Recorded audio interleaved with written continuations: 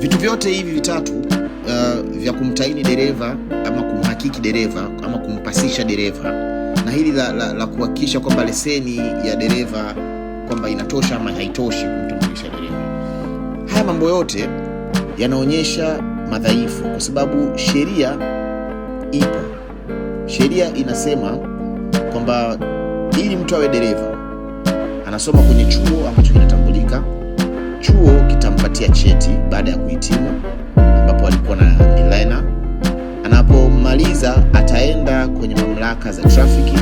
Trafiki, licha ya yeye kuwa na cheti chake, watamtahini kumpitisha kwenye ule ubao, ataulizwa alama za barabarani na mambo mengineyo, na kisha trafiki watajiridhisha kwamba mtu huyu amesomea madaraja haya na anafaa apewe leseni yenye madaraja haya kwa kujaza ile fomu husika.